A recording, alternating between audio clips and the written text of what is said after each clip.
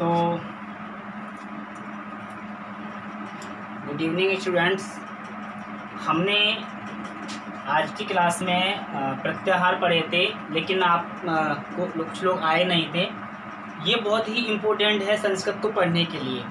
प्रत्याहार जो है बहुत इम्पोर्टेंट है। इससे छोटी सी वीडियो बना करके मैं आपको दे रहा हूँ। तो ये जो 14 सूत्र हैं, ठीक है, ये सूत्र जो हैं ये 14 सूत्र हैं संस्कृत भाषा की वर्णमाला। संस्कृत भाषा की वर्णमाला ये है। अब इस वर्णमाला में हमको प्रत्याहार बनाना सीखना है। प्रत्याहार के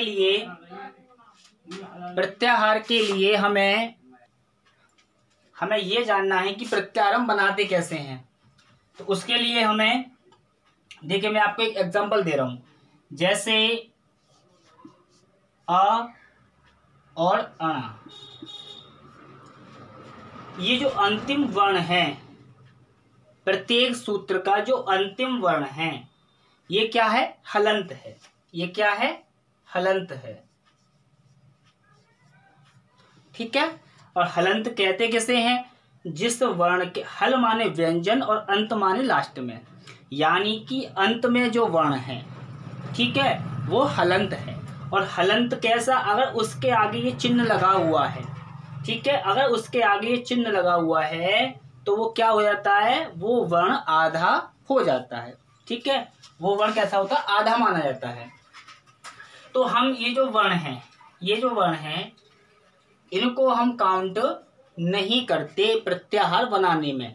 हम क्या करते हैं कि ये तीनों अक्षर या जो इनसे जो पहले के जो वर्ण हैं उनको काउंट करते हैं। जैसे अण प्रत्याहार मैंने आपको दे दिया, तो अण यहाँ पे देखिए आ है और तो कहीं पर आ है नहीं, तो आ। इससे आगे वर्ण गिनेंगे ई और उ। अण प्रत्याहार में सिर्फ 3 वर्ण आते हैं, आ, ई और उ। अब इस प्रत्याहार को कर लें कि अक प्रत्याहार। अक कहने से हमें किन किन वर्णों का बोध होगा? तो आ, ई, उ। अणा को काउंट नहीं करेंगे, ठीक है, इसको हम नहीं करेंगे। इसके बाद री, लिरी और का को भी हम काउंट नहीं करेंगे। ये सिर्फ ये बताता है कि हमें कहाँ से कहाँ तक वर्ण बनाने हैं। हमने अक बोला तो ये वाला का आ गया, और कहीं पर भी का नहीं होगा, तो अक कहने से ये वर्ण आ गए।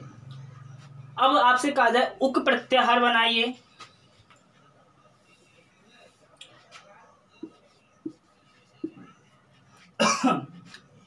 उक प्रत्याहार, तो उ कहाँ पे है?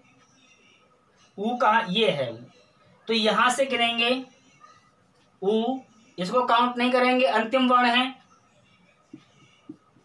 री और लिरी, का पे समाप्त हो गया, ठीक है। इस प्रकार से हमारा उक प्रत्याहार बन गया। मैंने आपको बताया था कि हम अच क्यों कहते हैं। हमने बनाया अच प्रत्याहार।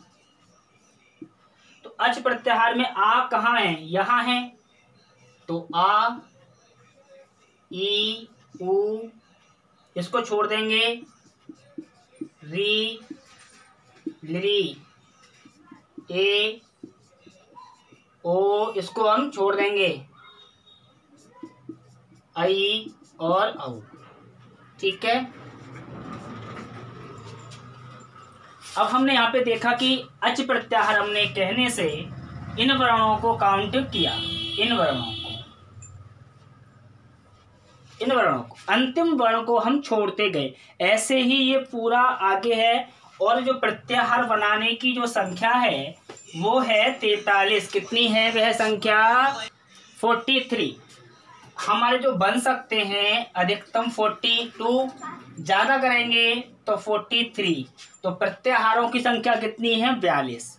जो संख्या है वो 42 है। लेकिन एक अलग प्रत्याहार मान लेते हैं, वो छोड़िए आप। आपको कितना काउंट करना है कि प्रत्याहार संख्या कितनी होती है? तो 42 हमारे प्रत्याहार होते हैं, ठीक है। आशा है कि आपको समझ में आ गया होगा। अब हम एक अलग से प्रत्याहार बनाते हैं। जैसे मैंने अब यहाँ पे बनाया झस प्रत्याहार, मैंने आपको बनाया यहाँ पे झस प्रत्याहार। अब झा कहाँ है, यहाँ तो है नहीं, यहाँ भी नहीं, इसमें भी नहीं, ये है झा। तो झा फिर भा, इसको हम काउंट नहीं करेंगे। घा ढा धा, ये वाला शा नहीं है, इसे भी काउंट नहीं करेंगे। जा वा गा डा दा, ये हो गया। ये हम इसलिए कोष्टक में बंद कर देते हैं दर्शाने के लिए कि यहाँ पे हमारा प्रत्याहार पूरा हो गया। तो ये हमारी विधि है प्रत्याहार बनाने की। आपको बस इतना याद रखना है कि जो पहले पहले वर्ण हैं इनसे तो हम प्रत्याहार शुरू करते हैं, और जो अंतिम अंतिम वर्ण हैं, जो वर्ण दे दिया जाएगा वहां तक हम प्रत्याहार बनाते हैं। जब प्रत्याहार बनाएंगे तो अंतिम अक्षरों को हम काउंट नहीं करेंगे, बस हमें ये याद रखना है। आपको प्रत्याहार दे दिया शल प्रत्याहार। अब शा कहाँ है, ये रहा शा, एक शा तो ये रहा, लेकिन ये कैसा है, ये अंतिम वर्ण है, इसको बिल्कुल भी नहीं लेंगे। हमें सा कहाँ है, ये वाला शा है। तो शा रा को काउंट नहीं करेंगे, और हा, ये हमारा शल प्रत्याहार हो गया। ठीक है, शल ये कौन सा हो गया, सल मतलब ऊष्म वर्ण। तो ऐसे करके ये हमारा प्रत्याहार बनाने की प्रक्रिया है। इस प्रकार से हम प्रत्याहार बनाते हैं। अभी भी कोई अगर समस्या हो तो आप मुझसे पूछ सकते हैं। ठीक है, आशा कि बस आपको समझ में आ गया होगा। इनको माहेश्वर सूत्र भी कहते हैं। माहेश्वर सूत्र क्यों कहते हैं, क्योंकि ये भगवान शंकर जी के द्वारा प्रदत्त हैं।